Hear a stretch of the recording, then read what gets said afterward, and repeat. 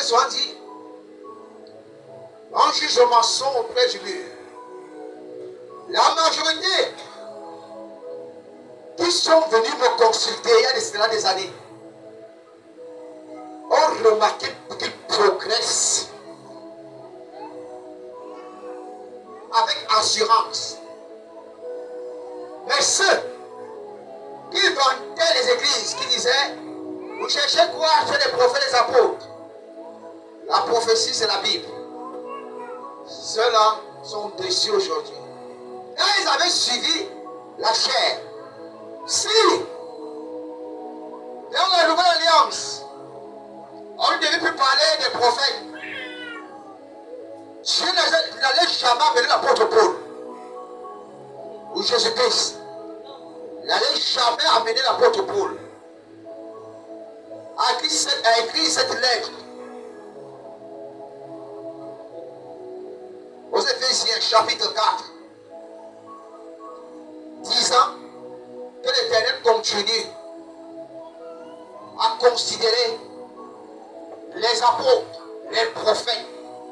Il y en a beaucoup qui vous ont dit, comment vous parlez encore des apôtres?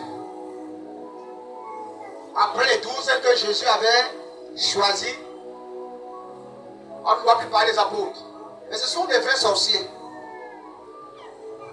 Quand même Jésus a choisi 12, mais il y en a un qui a tourné le dos à son apostolat, Judas Iscariote. Ils sont restés 11. Après que Jésus soit reparti s'asseoir à la droite de son Père très haut, les apôtres, les 11, vont décider de choisir un autre apôtre qui devait combler le vide que Judas Iscariote avait laissé.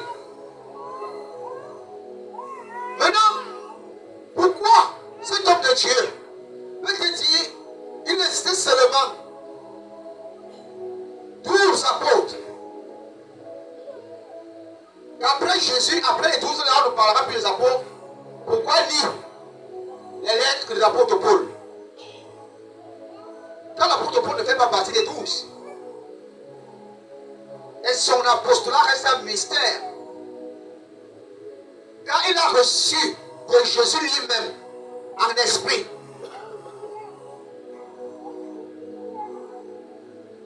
et c'est l'apôtre Paul qui nous parle plus des ministères du royaume des cieux. Comment le Saint-Esprit agit en nous. Comment nous devons amplifier sa présence en nous.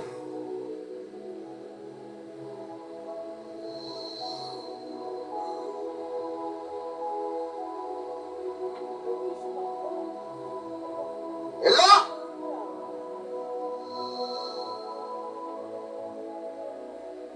dans les Apôtres chapitre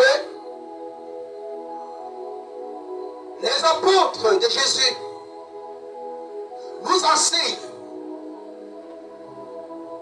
comment être rempli continuellement du Saint-Esprit.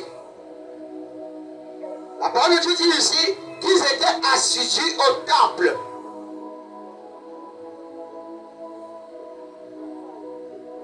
Ils rompaient le pain. On parle du pain ici.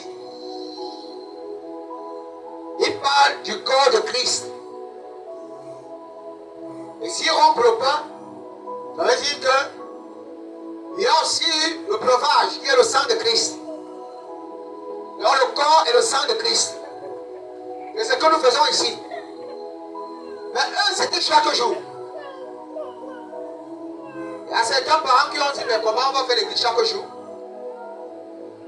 Ils ne comprennent pas qu'au temps de la grâce, il y a une histoire d'honorer Dieu uniquement dimanche. C'est tous les jours. Autant de fois que tu peux le faire. Mais s'il a oublié, eux lui-même honoraient Dieu uniquement dimanche.